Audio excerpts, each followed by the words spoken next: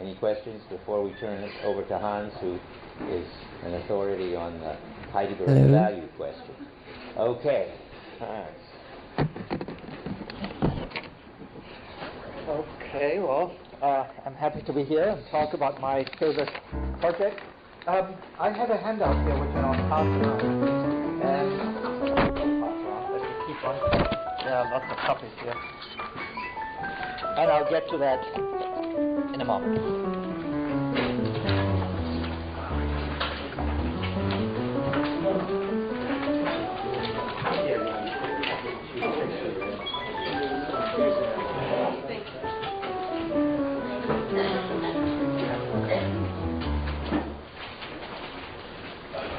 The Age of the World picture, appendix number 6, page 142 of our translation here. Value is the objectification of needs as goals wrought by a representing self-establishing within the world as picture. Value appears to be the expression of the fact that we, in our position of relationship to it, act to advance just that which is itself most valuable. And yet that very value is the impotent and threadbare disguise of the objectivity of whatever is. An objectivity that has become flat and devoid of background. No one dies for mere values. Well, at first sight that seems outrageous, because one would say, well, lots of people die for human dignity, freedom, justice, and so on. Don't people sacrifice their lives for values? And then I think when one thinks a step further back, one wants to say, well, maybe the situation is a little more complex. One doesn't really die on the for left. values, but rather one dies, let's say, because one thinks by sacrificing one's life, one can do something for the liberty of one's people at this moment. So it is, if it's just some act done in a vacuum, I would say this is not a noble act, it's an act of foolishness. But if it is done to further a cause in a real way, either through setting a symbol, making a symbolic act, or doing something actually and constructively to advance the freedom of one's people, then one is acting in a noble manner. So that acting is not from the mere value, one might say, certainly here, but it is rather out of a specific situation, considering the possibilities of that situation, and addressing some specific background and trying to transform what is within that background. And I'll come back in a few moments to ask the question, why is that specification important, or how is that specification important for Heidegger and Heidegger's understanding of action? But I want to do two things, and the handout shows this. I want to situate this attack, this rather provocative statement, no one dies for mere values, in a somewhat larger context, in a historical context, and I want to spend a little time on that, and then I want to go back to ask this more general question: how does Heidegger see human action if he doesn't see it in terms of values and pursuit of values? What are the alternatives? What are the problems here? Why the attack on values? Now, Heidegger talks about values in this negative fashion, not only in this text, but he, for instance, does the same thing even more extensively in the Introduction to Metaphysics, somewhat earlier from 1935, and maybe in a most sharpest, most pointed, most provocative fashion in the essay, The Word of Nietzsche, God is Dead. And so he keeps coming back to this theme, and it's clearly one of major philosophical interest to him. And I try to argue for this right here by saying that one reason is that the philosophy of value as a worked out alternative view of the issues was a prominent concern within Heidegger's own time. And so in order to kind of substantiate that, I've given you something here like an overview of the philosophy of value, pointing out that before the mid-19th century, the term value only occurred within economics, and we still have that meaning in the notion of monetary value, for instance, when we talk in this way. We are not talking about value in any other sense. But then Lotze in the 19th century begins to adopt it in philosophy and speaks of moral values and aesthetic values, the good and the beautiful as values, which are supposed to be, he says, objectively valid but inexistent. They have no reality, but they are nevertheless compelling. And that picture derives from a certain view of the natural world as science describes it to us, namely as a world of mere factuality which is describable in a value and needs to be described in a value-free manner. So the world that science presents to us, the emerging science of the 19th century, is a value-free world, and hence if we are to recognize any significance anywhere, it can't be by seeing value predicates instantiated in the world. Value has to be something else. It exists outside the world of being and is used by us in interpreting, understanding, making sense of the world. And so there evolves something like a metaphysics of value, which Lotze first sets out there in his Metaphysics of 1841. And then it has a long history. Lotze is one of the originators, founding fathers of the Neo-Kantian movement. And this theory of value becomes a kind of staple in Neo-Kantianism. And I mentioned two names here in particular, namely... It's a guy called Hans. Can you hear me okay? Let me check volume. It's about value according to the guy on the right.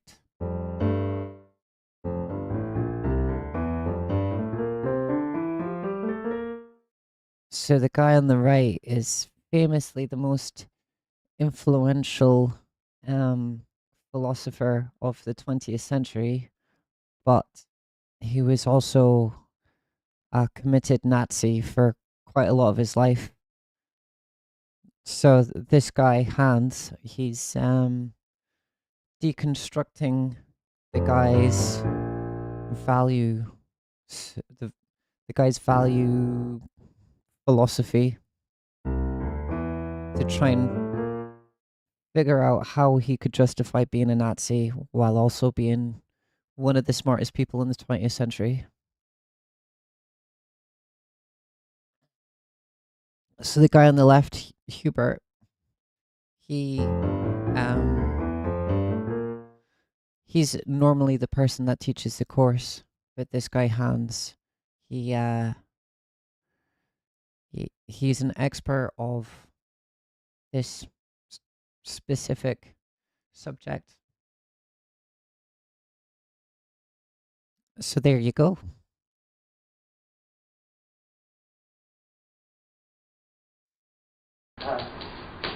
Windelband and Rickert. Yeah, it's a shame. It's a shame that the quality is the audio quality is just rubbish. It might be better. Yeah. Windelband is a direct student of Lotze's, and Rickert, in turn, is a student of Windelband and a teacher of Heidegger's in Freiburg. So there is a direct linkage from Lotze and his first ideas about value and the need to postulate. So the guy on the right is Heidegger, the philosopher, and the guy on the left is Dreyfus. Values as objectively valid but non-existing things to Heidegger himself. But in this transition from Lotze to the Neo-Kantians, value theory gets transformed, and now the claim is not only that these values are valid objectively, but that they are existent or real, so that there can be such a thing as an ontology of value. And so metaphysics now takes on the task of describing what the nature of values is. And Windelband works this out in a number of writings. The latest one is this Introduction to Philosophy of 1911. And he adds to the aesthetic and the moral values the idea that truth is a third value, and I have in some other writings have shown that Frege actually appropriates this neo-Kantian and Windelbandian notion, so that when he speaks of truth values, the true and the false as values, he really means that in the neo-Kantian fashion, and he says of the truth values that they are objective but inexistent. So he is speaking exactly the language of the time. So you could say loosely connected out here Frege as truth values, right? And then there arises really a very different strand of concern with values in the same period in the 19th century, quite independent of this, namely Nietzsche, who takes on these early debates of objective values, and of course, as we know, attacks it in Beyond Good and Evil of 1887, and then finally in these late notes that are published in 1911 under the title of The Will to Power, he attacks this doctrine of objective value, and he says it really devalues things, it devalues the world. We have to see that values are human creations, and that our task is constantly to create new values, that our old values, particularly this belief in an objective set of values, in a divinely appointed set of values, you might say, is false, has become devalued, and hence a radical destruction of existing values is called for, and a revaluation of all values. So in some sense he's a critic of value philosophy, but by creating a value theory of his own. And we'll see that this is important for Heidegger, because Heidegger, in attacking values, is not only attacking this Lotzian neo-Kantian tradition, he is equally attacking Nietzsche. He is as much a critic of the Nietzschean subjectified or relativized value theory as he is a critic of the objective value theory. Well, there is a third strand of this, which really derives from Husserl and phenomenology, namely in Max Scheler,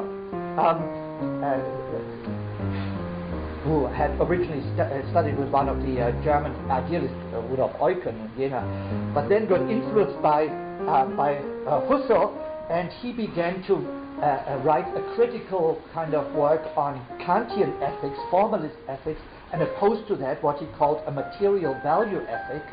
And material value ethics argued that there are indeed objective values, that they really do exist, and that there are not only the three values of the good, the true, and the beautiful, but that there is a whole hierarchy, a whole complex array of values, and that the task of philosophy should be to describe systematically what that hierarchy is, and that we can know what this hierarchy is through a direct, a Wertschau, a kind of a priori intuition of values. And so Max Scheler, in a book of 1,000 pages, lays out in 1913 to 16 this objective value theory.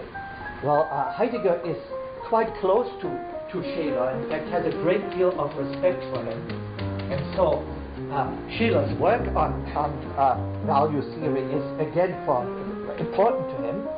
It gets work, Scheler's work gets further elaborated, I say here, by Nikolai Hartmann in the 1920s in a book called Ethics.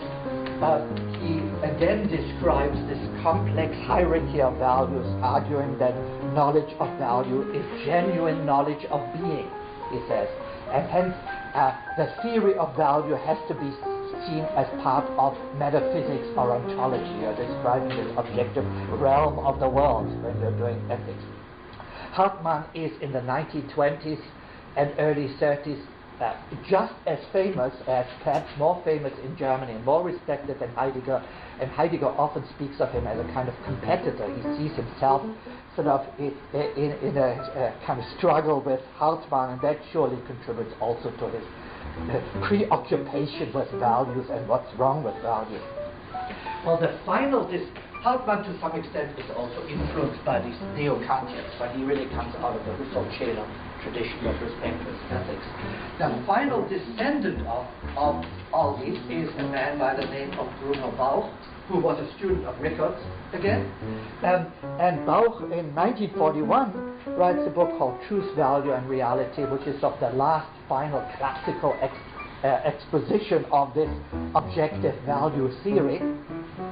Bauch is also an organizer, and in the 1920s and 30s, and in 1933 gets himself deeply involved with the Nazis, trying to get his own value theoretical views established as the official philosophy of National Socialism, and arguing in articles that Nazi racism and anti-Semitism can only be grounded on an objective theory of values. Otherwise, the notion of racial inferiority would be merely subjective. And so you need the theory of objective values to be a National Socialist.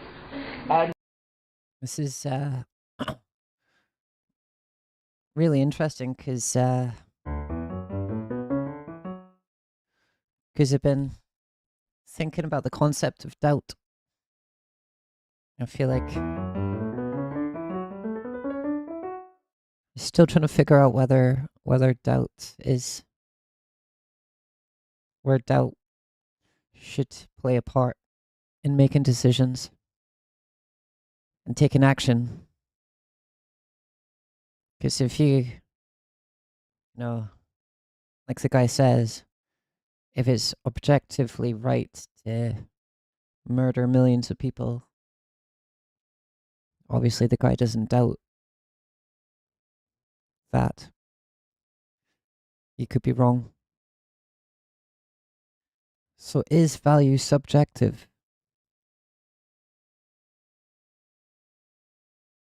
Is it right to doubt? Those who criticize these namely Kierkegaard, Nietzsche, and Heidegger get mentioned, they are nihilists because they deny values and thereby undermine National Socialism. They are the enemies of National Socialism. You can see why Heidegger in the 1930s, after 33, would have yet another reason for making quite clear what it is he is holding. And what we'll see, he will argue, is that it's not the denial of values that is nihilistic, but the theory of values itself. So he tries to turn the table on Bauch and his associates by arguing that the theory of values is exactly what is wrong. So that much for this general historical sketch. And if you want to ask any questions or have any comments or whatever, maybe on this historical point, this is the moment. You have read all these works I've referred to, I'm sure. Yeah. But anyway, supposed to just give you a kind of sense of that Heidegger is not speaking here into a vacuum, but he is addressing a powerful philosophical movement, and he has all kinds of reasons for taking that on and taking that seriously, partly because he has been taught by people who believe this, right? Partly he is relating himself to philosophers who believe in value theory. Partly he sees them as competitors. Partly he gets attacked politically for his denial of values. So there's a whole slew of reasons why this is a major concern for him, and I'll get back to that. So what I would like to do, and what I really want to spend most of the time on, is something else, and it's saying that though Heidegger in this critique of values, in this repeated critique of values, is really focusing to some extent on this specific historical movement and what's wrong with it, there lies behind it a much more general critique, which has nothing to do with value theory specifically, but which is directed against the belief that there are absolute or objective eternal norms, moral or otherwise, according to which we should act or can act. And that he has that wider target, for instance, becomes clear in the Introduction to Metaphysics, where he attacks value theory, but where he describes the rise of value theory as having its origins in the Platonic theory of ideas. So we can go back all the way to Plato and his belief in the true and the good and the beautiful as absolutes. That really underlie what Heidegger is intent on criticizing. Now, in many places he does not say that much about, in many of his texts he doesn't speak much about human action, of how we should see human choice. But one place, of course, where he does talk about this and one needs to refer to is Being and Time. And so I have excerpted here on the second page a few passages from Being and Time, and I've taken the liberty of changing the Macquarie-Robertson translation. Yeah, Sometimes it's quite abstract. I have to, if I lose the thread of logic, I need to go back a few minutes and re-listen. So yeah, I'm not surprised.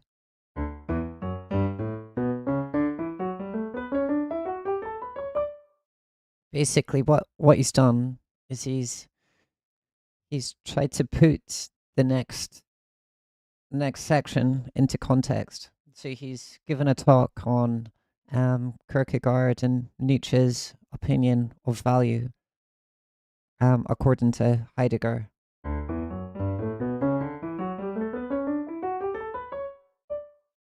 So Nietzsche famously said, God is dead. So we need to create a new value structure that's not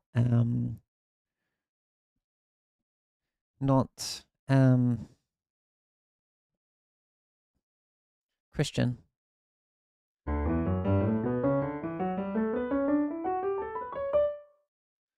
And the other guy, Kierkegaard, he tried to be Christian, but he had doubt.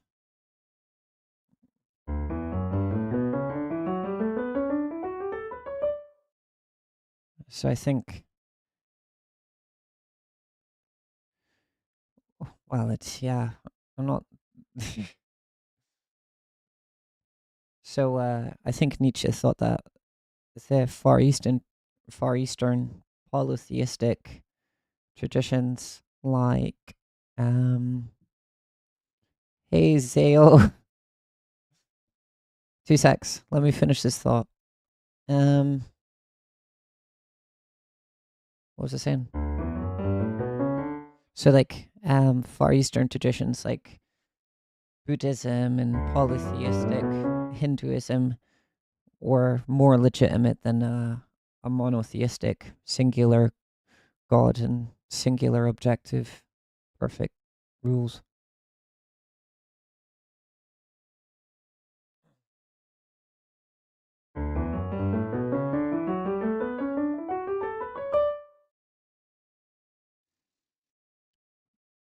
So he says that they're nihilistic because there is no value. There's no objective value.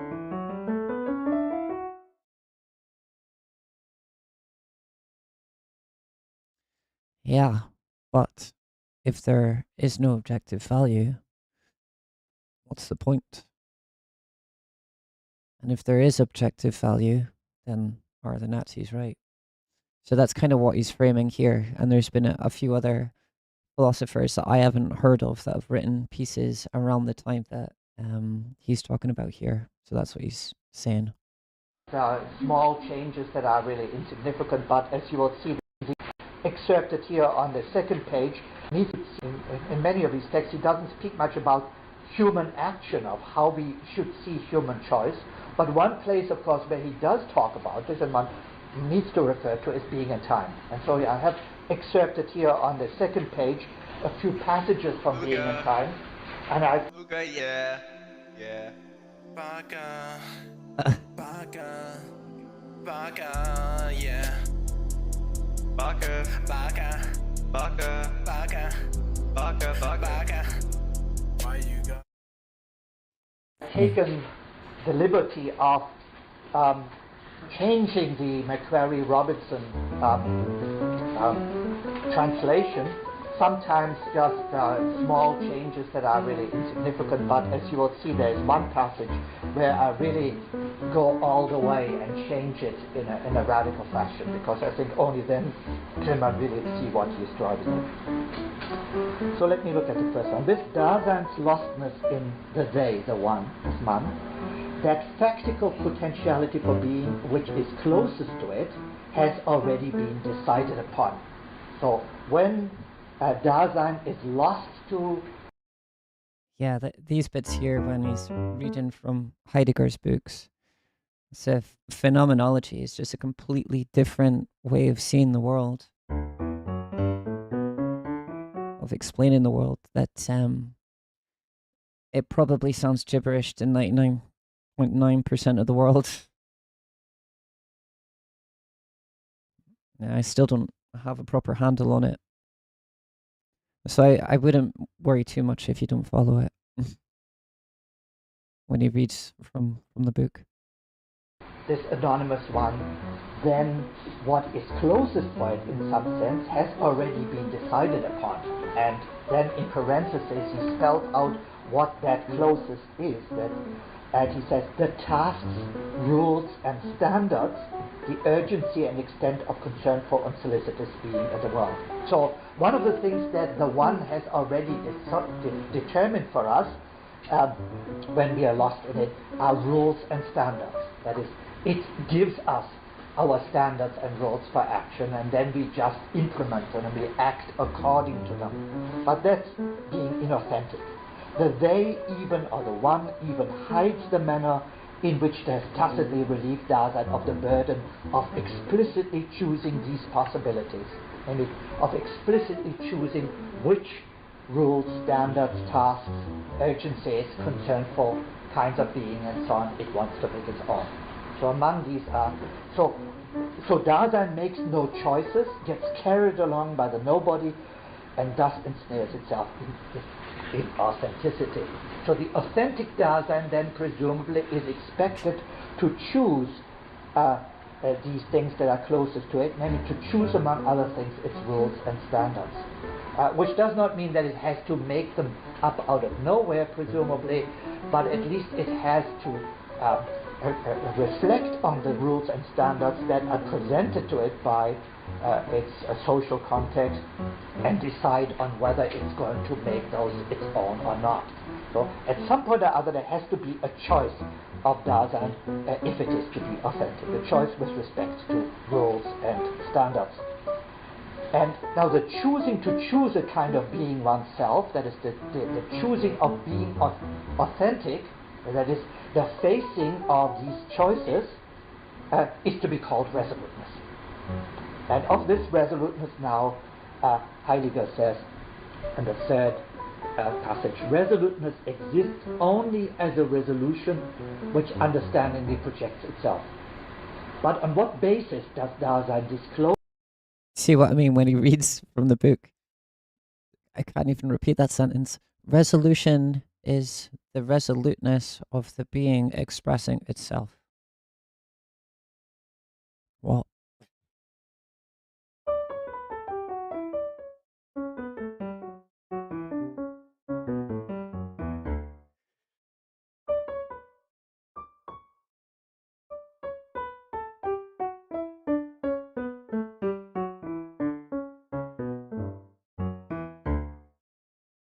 I think what he's trying to say is, yeah. So I think what he's trying to say is, so they talk about being unauthentic in order to be, what's it called? In order to be moral, you need to be authentic to yourself.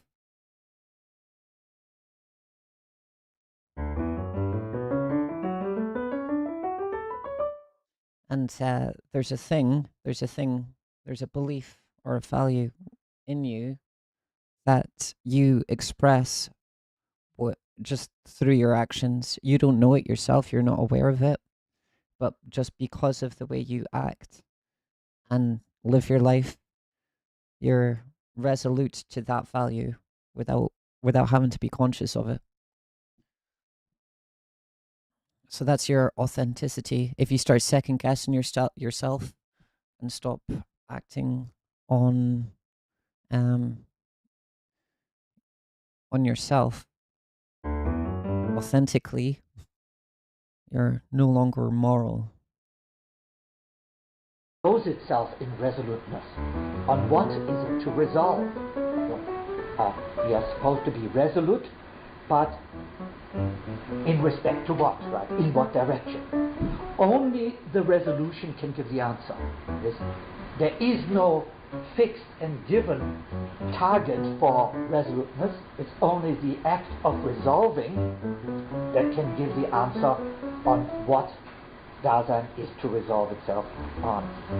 One would completely misunderstand the phenomenon of resoluteness if one should want to suppose that this consists simply in taking up possibilities which have been proposed and recommended and seizing hold of them. So that's exactly the inauthentic form of choice, where you just take whatever is recommended and proposed to you and you act on that. Rather, the resoluteness is precisely the disclosive projection and determination of what is practically possible at the time.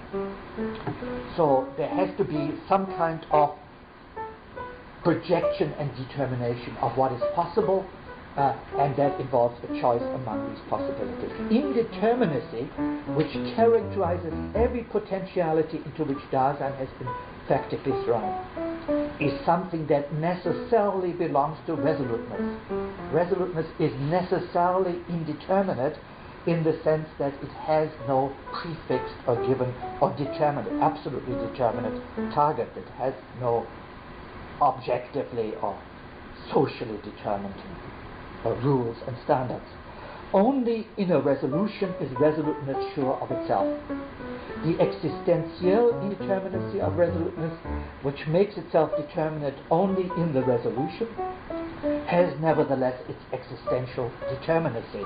So, in some sense, resoluteness is indeterminate, but it's indeterminate in the rules, in the actual concrete rules and standards, we could say, that we adopt or do not adopt, that we are confronted with. There we have a choice, but there nevertheless is an existential determinacy. And I think that is an important distinction for Heidegger to make, since he is often accused, on the basis of these views about human choice and human resoluteness, of being a decisionist, or a pure decisionist.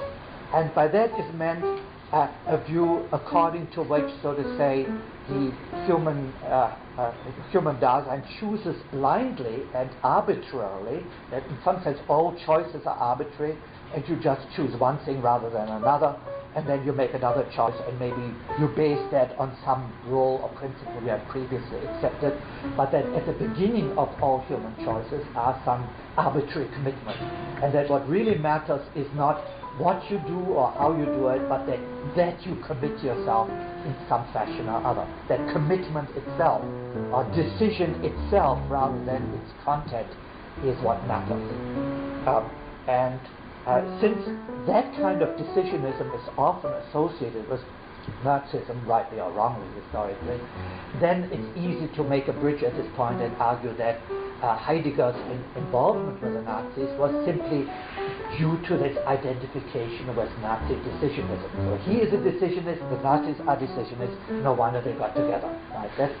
And I want to argue certainly that Heidegger is not a decisionist in the sense in which that argument proposes, and that this insistence on existential determinacy makes quite clear that his choices are not to be arbitrary or contemptless. I would also want to argue on this by the side that this was really also the way the Nazis thought, so that it wasn't just arbitrarily deciding to be anti-Semitic or not, but they had a definite commitment to being anti-Semitic, right?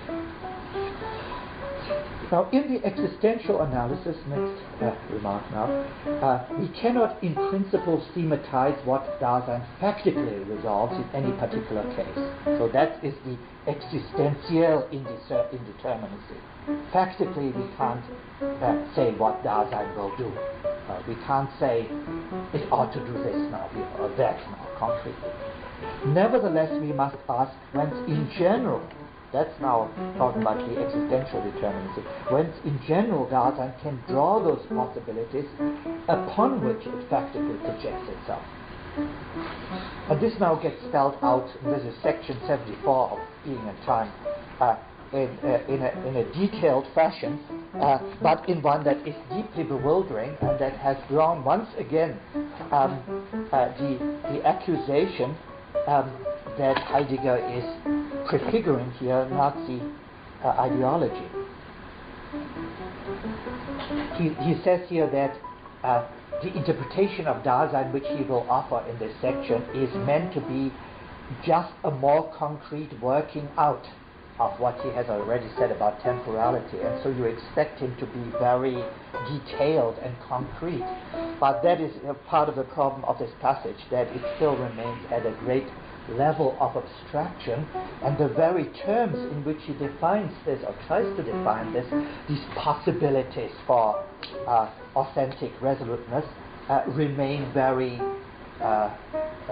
contentious, and I'll try to argue this in a moment in relation to this next passage.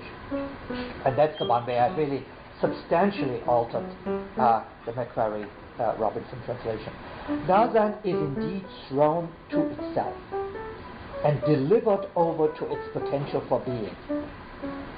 That is the existential indeterminacy, the fact that Dasein must choose to choose itself, right? That's what we're talking about. Dasein is indeed thrown to itself and delivered over to its potential for being, but yet as being in the world. And so the fundamental condition which constrains or makes sense of human choices is the fact that this thrown Dasein always finds itself already as being in the world. As thrown, it depends on the world and exists factically with others. The resoluteness in which Dasein comes back to itself discloses current factical possibilities of authentic existence. So, by finding these conditions of resoluteness, the conditions of possibility, we discover current factical possibilities of authentic existence. That is, what it is possible to be authentically at a given moment. You can't be not every possible behavior can be authentic at any given moment. That's roughly the implication.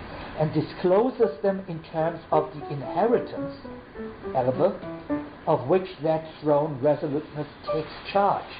And this is one important point where I have changed the translation, because our printed text speaks of a heritage which resoluteness takes over. That is, it passively sort of adopts for itself a heritage. And the word heritage, unlike the word inheritance, of course has a very powerful positive value attached to it. And a heritage is something that you're supposed to value highly, whereas I think the term is really to be understood much more neutrally. It's that which you find yourself with in this concrete situation in which you are in the world and with others.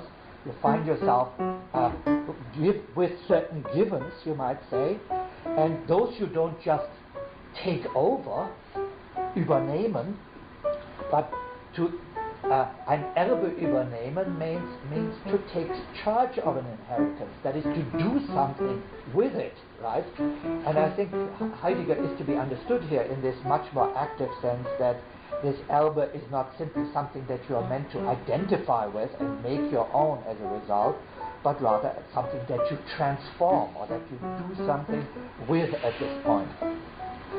The finitude of existence once grasped pulls one back from the endless multiplicity of possibilities. So theoretically there is an endless multiplicity of possibilities of what one might do, but the finitude of existence, which means our being in the world at a particular moment with a particular group of others, it's that finitude which pulls one back from the endless multiplicity of possibilities which offer themselves as closest to one, and brings Dasein into the simplicity of its lot, I say. And our text, the printed text, says Schicksal, fate is translated, and of course that is again a heavily loaded term, going back all the way to the Greeks, right?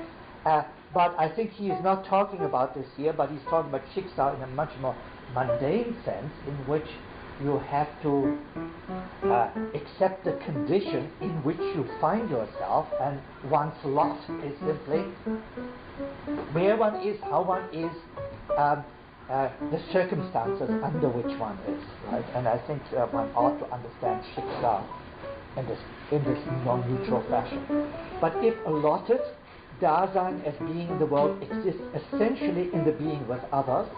It happens, geschehen, translated in our text incomprehensibly as historicism, it happens as a happening with. That is, Dasein happens as a happening with in its allotted condition, because it's always a being with others, happens as a happening with, and as determined for it as something set, Geschick. And again here, our text translates destiny, and again it seems a much more loaded term, particular sense.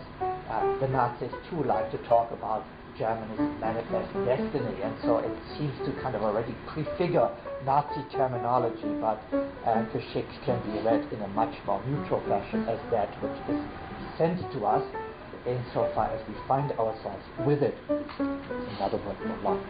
That is, namely, what is sent to us. Geschick is our name for the happening of a community, of a people. You find yourself with others in a certain social context, you could say. And what is sent as allotted to Dasein in and with its generation makes up the full, authentic happening of Dasein. You don't just find yourself in the world, you find yourself in the world with others, and these others form a group, namely a community of people, and you don't just find yourself with a people, so he's not here talking about... This is interesting because I don't know if you've heard Foucault. He's a French philosopher, came around the time of World War II. He said hell is other people. So it's interesting that this guy is saying that Heidegger says you can't be authentic all the time. So you can't be moral all the time because you're around other people.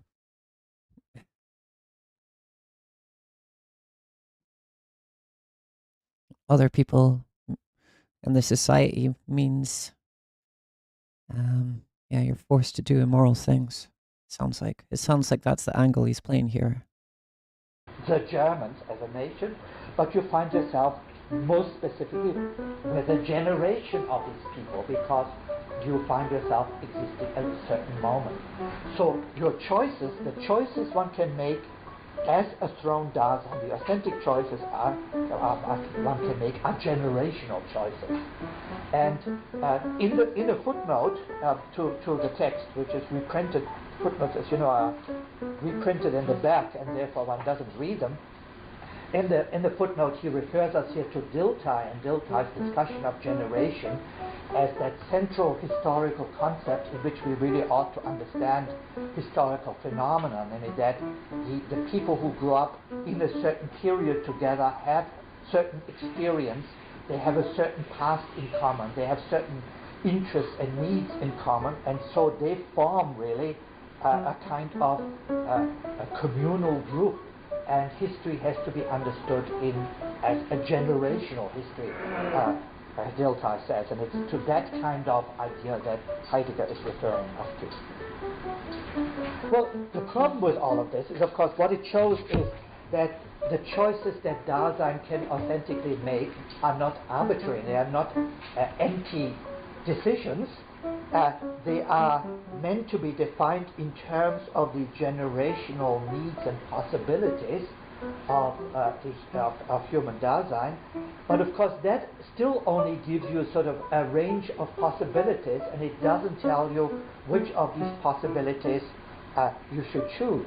So you could say at the moment when Heidegger finds himself in 1933 in the political situation, what the generational situation tells you that this is a time of great political and cultural emergency, and so you could, for instance, choose by joining the Nazis, but you could also join the Communist Party, presumably, and see this generational conflict as a struggle for international social justice.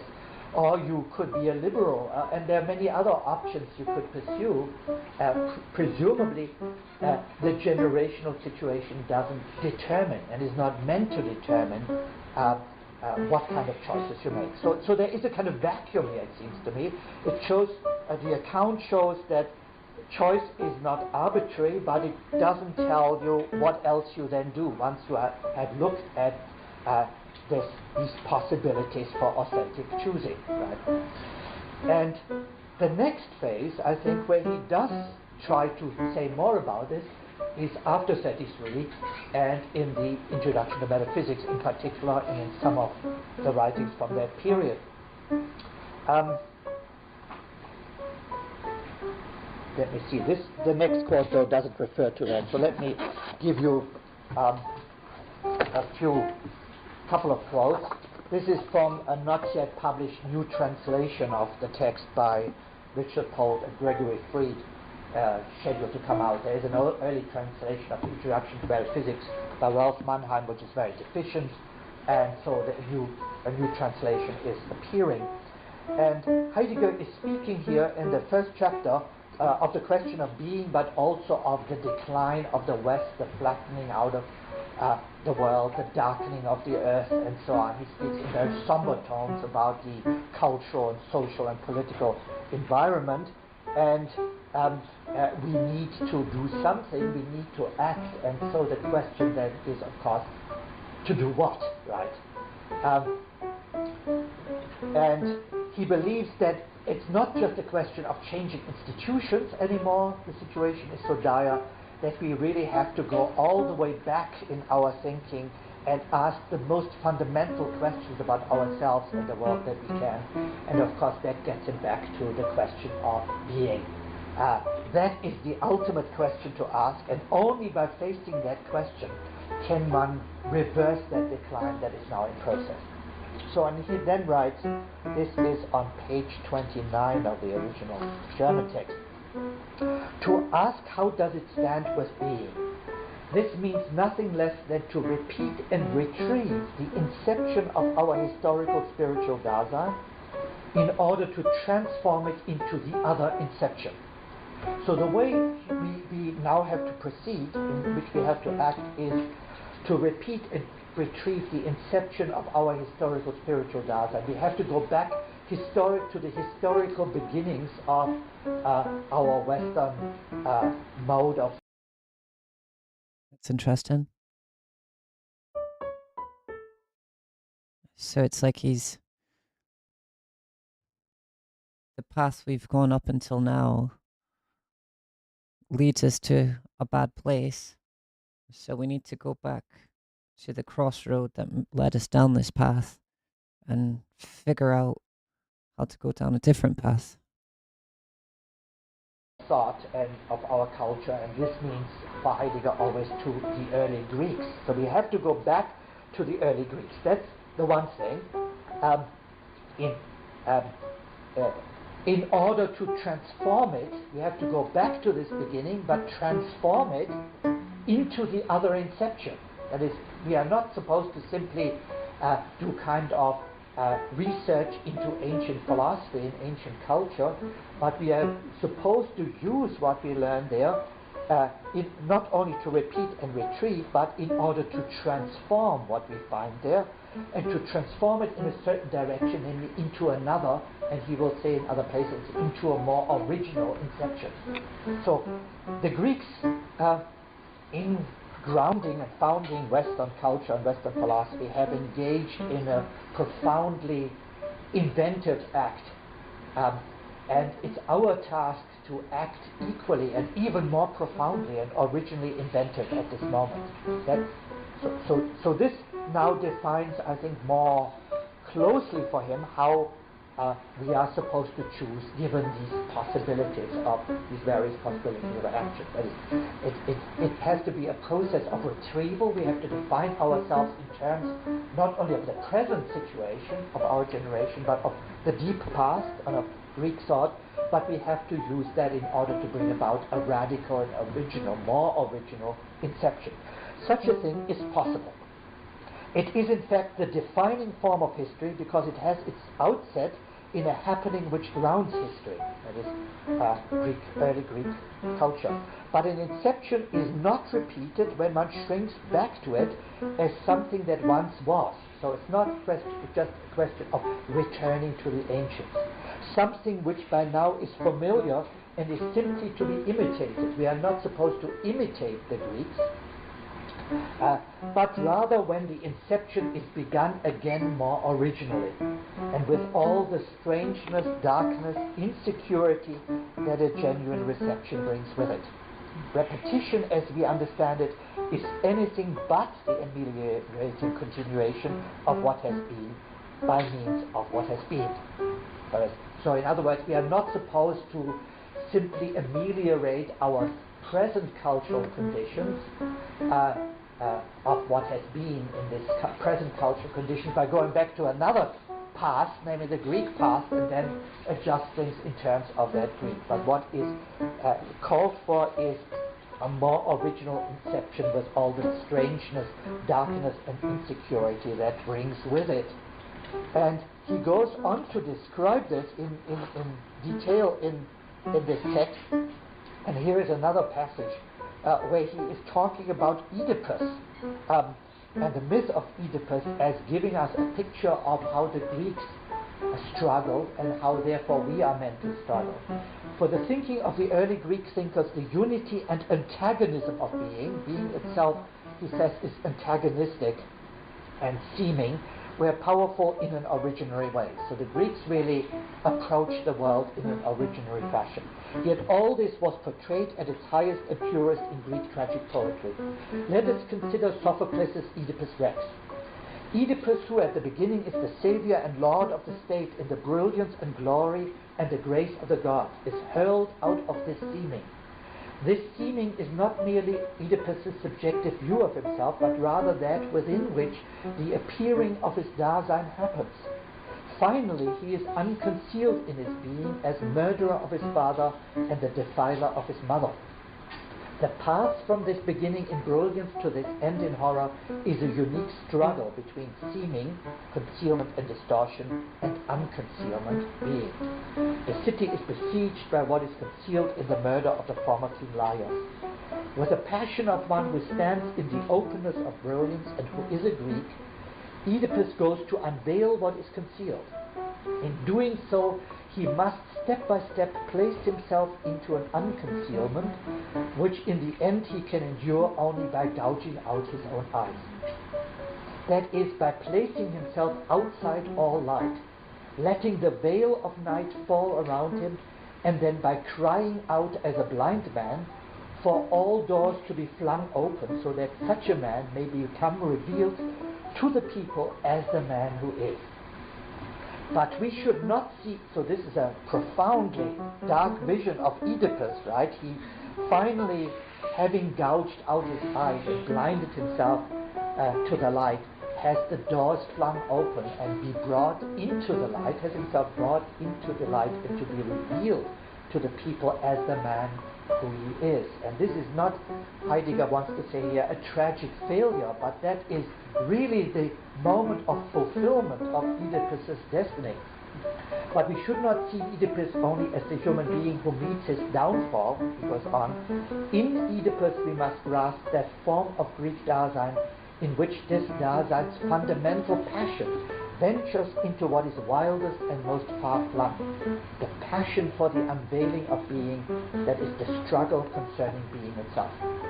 And in this text, Heidegger goes on to argue that what distinguishes the Greeks as a culture is this immense willingness to engage in this struggle to bring, he says, being to appearance, to reveal being in themselves and in the world and in the polis, in all their works. in the works of art and in the works of thought. And they do that as a struggle, because being itself, he goes on to say, is a struggle. It's full of divisions and clefts, and it's full of tensions. And he quotes at this point Heraclitus. Polemos is the father of everything. And he says Heraclitus is not speaking here simply of the human struggle, but he's talking here about the essence of being. He shows that being is struggle. And so the Greeks, by struggling with being in this radical fashion, in which Oedipus, for instance, is said to be here struggling with being, make it appear, and in this consists their true greatness. And so the originary inception that we are called to perform now is meant to be a renewal of this struggle.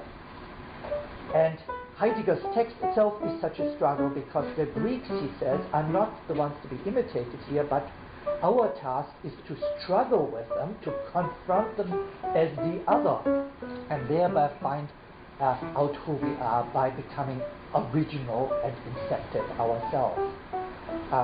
So you could call this a profoundly aesthetic conception of human action, right? As you could say, as the great artist considers the artwork of the past and clearly defines his own achievement in terms of that. You can't simply paint a great painting by never having seen one, or closing your eyes and forgetting and just doing something on canvas, right? That's not doing art. You define yourself as an artist in relation to what is already there. This determines the possibility of authentic artistic action. But at the same time, the artistic act is not one of imitation, but one of a struggle with that past, an attempt to transform it and to make it into a new and more original inception. And you have succeeded as a human being or as an artist when you have succeeded in that struggle, when you have made yourself more original. And Heidegger in the 1930s and 40s takes this up again, for instance, in his lectures with Hölderlin, where he says Hölderlin's great insight is the law of homecoming, that we have to leave behind who we are and what we are. We have to leave behind our home and go to the other and see that other as the other to us, and then return home and see ourselves in a new way. And only in that way can we overcome uncanniness, the Unheimlichkeit of the human condition, and find a home. And so in these texts, the other is first of all the Greeks, and Heidegger criticizes the Nazis for trying to see themselves as a new embodiment of Greek culture. He says the Nazis are not new Greeks. We have to see ourselves, the Greeks, as the other to the Germans. And Hölderlin is the other as well, through which one must go in order to find oneself culturally and philosophically. And in the introduction to metaphysics, it's Sophocles, the reading of Parmenides, the reading of Heraclitus. Each one of these texts that Heidegger reads in the 30s and 40s is for him the occasion for such an attempted originary struggle. And it's never meant to be an appropriation. And that's why he keeps saying he's not doing philological interpretation. He is not after trying to just say what these people meant, but he is trying to get at something more profound. And that's, you could say, at their struggle with being. Well, one might still feel this is the assimilation of human action in general, including presumably political and social action, to the act of artistic creativity still leaves things much too indeterminate and much open to very questionable moves. I mean, let's say, if one does something very radically strange. I mean, tries to force our culture. Let's see what happened in recent years. Let's say in Cambodia, you could think of as an attempt by a great politician artist to wrench his culture away from something and make it into something radically new and achieve an originary inception. And we'd say it may be originary and an inception, but it's also profoundly worrying, right? And we might. And there is nothing, it seems to me, that Heidegger offers in this account that would allow us, give us tools for a critique of it. Well, let me just turn to these last few quotes on the page. This is where he gets back to the question of value, and I have excerpted from Introduction to Metaphysics and Nietzsche's word, God is Dead. The drawing of the division between the being and the ought, Heidegger says here, however, goes upwards. And as he has said, in Greek thinking, in Greek philosophizing with Plato and with the inception of idealist thought, being is grounded in thought, in thinking. And he says when one thinks of the ought, moral obligation or norms, then we talk about something that sort of goes upwards here. He says, he draws a little diagram of this thought. The drawing of the division between the being and the ought, however, goes upward. This suggests that being is surmounted by the ought. This is to say, being is no longer what is definitive, what provides the measure. So the idea is there is originally no division between being and the ought, and in the process of philosophy, beginning, I've left this out, but he talks about the theory of ideas next. In the theory of ideas there already happens that division where value is posited as something that lies outside the temporal sphere, and the temporal only partakes in part, incompletely and imperfectly in these values, in the ideas. And then he says this process, which has begun with Plato and the Platonic theory of ideas, this process is completed in Kant. For Kant, beings are nature. In other words, whatever can be determined and is determined in mathematical physical thinking. So being is just that, or beings are just those things that mathematical and physical science can describe. And it describes these things in a value-free manner. And hence, with this Kantian view of nature and of beings, any significance is taken out of the world, and the world is described as neutral or value-free. And if there is to be any value and significance, it's not going to be describable by empirical science, by a description of what's real. It has to be found somewhere else, right? So the categorical imperative is opposed to nature. And what he means by this, that Kant, having described the natural world as one accessible fully to mathematical and physical thinking, therefore has to place the categorical imperative in a sphere outside nature, namely in transcendental consciousness.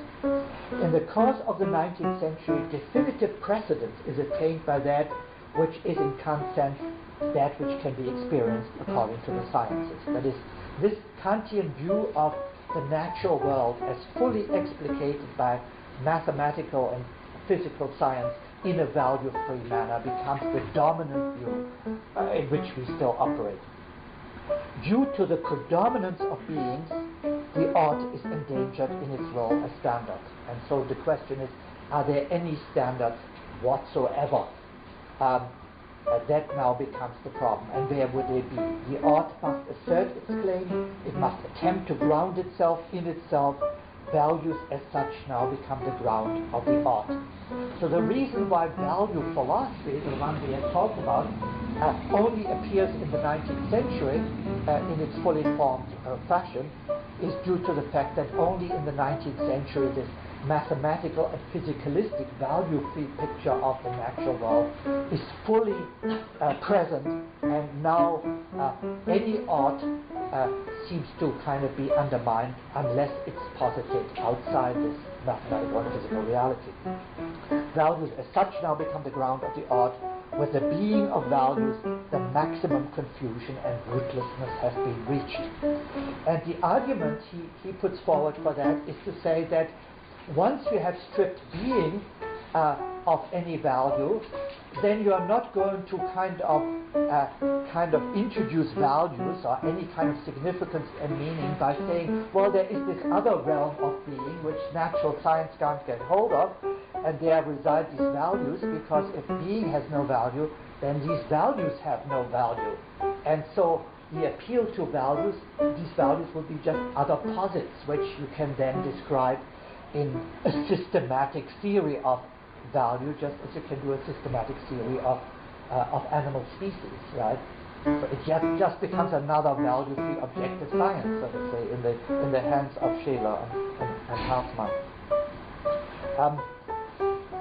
So values are not going to solve the problem either. And then he goes on to attack Nietzsche and saying that the problem is not resolved by denying just objective values, because even if these values are meant to be just human perspectives, you basically still thereby say that things themselves or being itself has no significance and value. So you still go on with this devaluation of being. In Nietzsche's words, God is dead, reprinted in this volume, Nietzsche recognizes that despite for the devaluing for the world of the highest values hitherto, the world remains. And he recognizes that above all the world becomes valueless, presses inevitably, the world becomes valueless, presses inevitably on toward a new positing of value. So this world, which is in itself valueless, will go on to posit new values, and this is due to the fact that the world is conceived as will to power, and that will to power will interpret the world and will impose on the world values, but none of that can restore the value of being, which has been lost. The will to power is, as soon as it comes expressly to appearance in its pure essence, itself the foundation of value positing, he says here. And then finally, if, however, value does not let being be being, which it doesn't, because it constantly says being has no value, and it's only either in terms of these outside objective values or these posited subjective value perspectives that we can recognize being in it. Okay. He lost me there.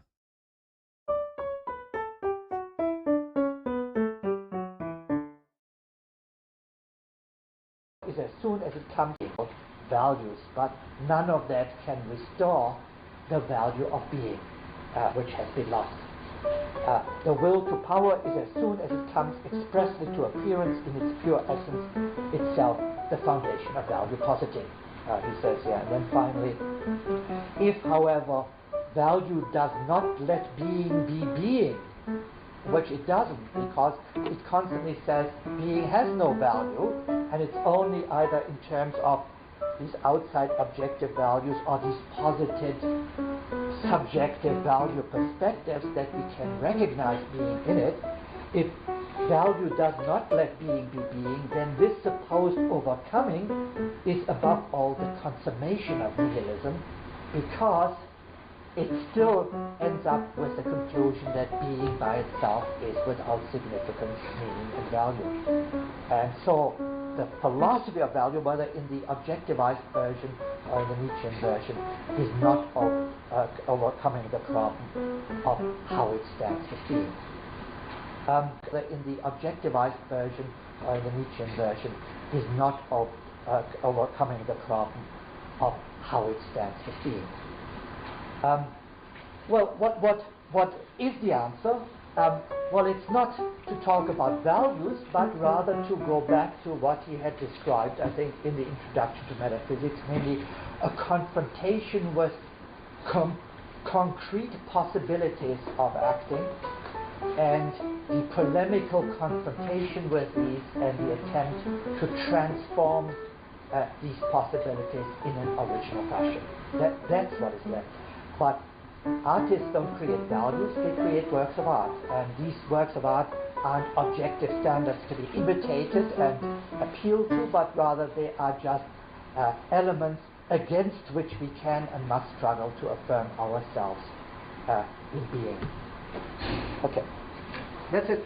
I think the people will ask questions. Yes, of course. Okay. And the polemical confrontation with these and the attempt to transform these possibilities in an original fashion. That's what is left. But What?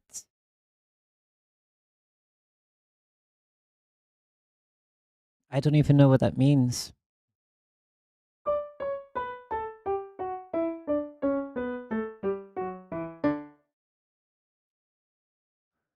So he's trying to say subjective value doesn't exist. Objective value doesn't exist. Instead, look at it from a perspective of being original.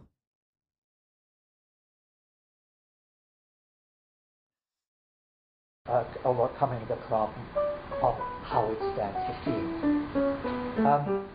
Well, what is the answer?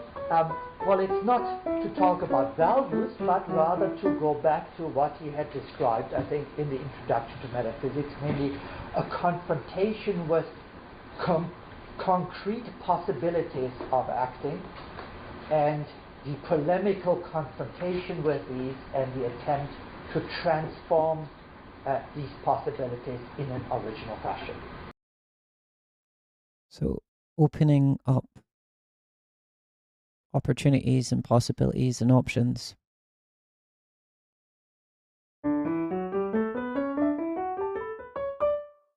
I like it. I like it. I like it.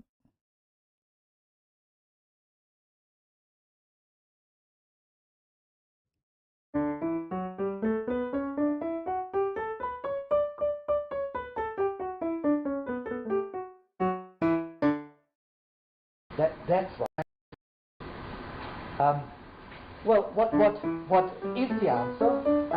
Well, it's not to talk about values, but rather to go back to what he had described, I think, in the introduction to metaphysics, namely a confrontation with concrete possibilities of acting, and the polemical confrontation with these and the attempt to transform these possibilities in an original fashion. That's what is left. But artists don't create values, they create works of art. And these works of art aren't objective standards to be imitated and appealed to. Described, I think, in the introduction to metaphysics, namely a confrontation with concrete possibilities of acting, and the polemical confrontation with these and the attempt to transform these possibilities in an original fashion. That's what is left. But artists don't create values, they create works of art. And these works of art aren't objective standards to be imitated and appealed to, but rather they are just elements against which we can and must struggle to affirm ourselves in being. Okay. That's it. People will ask questions. Yes, of course. Okay. Yeah. Okay. Art. Yes. Yes. So I'm still a little confused on what Heidegger's position is. Yeah. So we situate in between complete arbitrariness and no direction, and in between determined direction of values. And it seems we put them in between them or taking them out of this game by means of saying this confrontation with concrete possibilities, like you just said. And you mentioned some things before about our inheritance and the generational obligation or something like that. Yeah. And an attempt to transform the possibilities in a more original fashion. And that's, I can see where that kind of gets them out of this game and everything, but I guess I wonder what it would look like, or what does that mean, to transform transformed in their original fashion and concrete possibilities. It's got to do with this, the authenticity business and being in time. There's a set of possibilities and you take them over in what he says your own most way. And is that a transformation in an original way? And I'm just confused when you start that. And the neo-Kantian tradition, I should say, really I should say, it really didn't come to an end with Bauer. Its latest representative is Habermas, who is once again appealing to transcendental principles of human action. And this neo-Kantian tradition always tries to, Habermas, for example, always tries to put us before a dilemma. And the dilemma is the following. Either you think of human action or choices as totally arbitrary, like the rolling of dice, or they have to be fixed rules on which you act. These rules may never be spelled out, but they have to be some kind of rules that determine how you choose. And there are only these two possibilities. And I think the most plausible way to argue against that is to talk about art. Because presumably we don't think that the artist who is trying to create them is either doing just things arbitrarily. If he does that, then he has a determinate reason for doing that. There are forms of art that rely on randomness as well, but still that randomness is then deliberately chosen as an artistic procedure. So art generally is not simply a closing of your eyes and you dip your brush somewhere in the paint and then you go to the canvas and you just go on. Right? That's the wrong model of artistic creativity. But the other model that the neo-Kantian offers us as the only alternative, that it's all rule governed and rule determined, also seems wrong because there is no rule book for art, right? And not even an unspoken one. And in fact, if there were, then if we could discover that, Rembrandt really was following some kind of formula which we can feed into a computer, and we can now make lots of Rembrandt paintings. At that point, Rembrandt would have lost, or that kind of painting would have lost interest for us. Right? It has interest for us precisely insofar as it is not to be determined by the rule. So artistic work we think of typically as falling into that in-between, right? That it's not arbitrary and it's not rule determined either. And clearly Heidegger's model here, as it is of others thinking along the line, is right, really. Hannah Arendt comes to mind, or Foucault too. Their model is typically the artist model. The artist is someone. Okay, I think that's enough of that. But that's something to meditate over.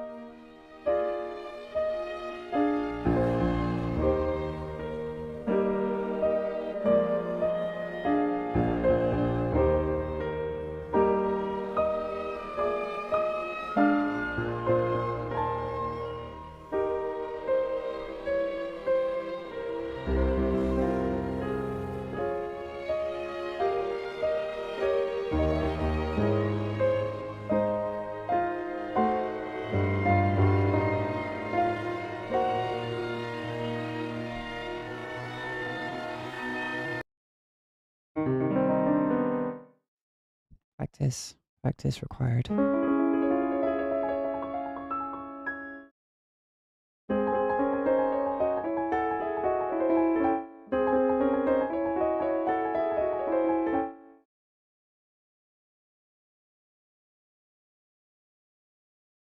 Right, I'm gonna go start my day. I'm already like 3 hours later than normal, so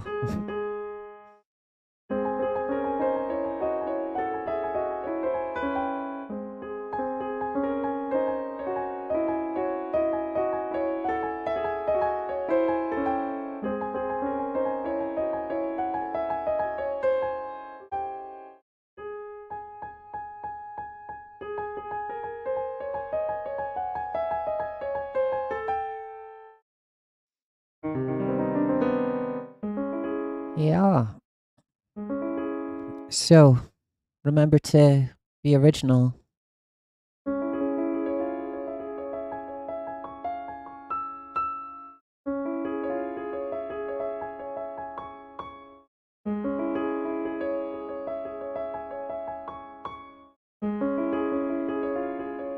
Have fun being original.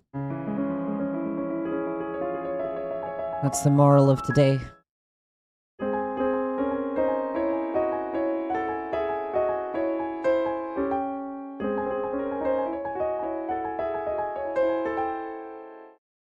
Right. I'll maybe be on after the gym. See you tomorrow. If not, ciao ciao. Exactly. Special snowflake.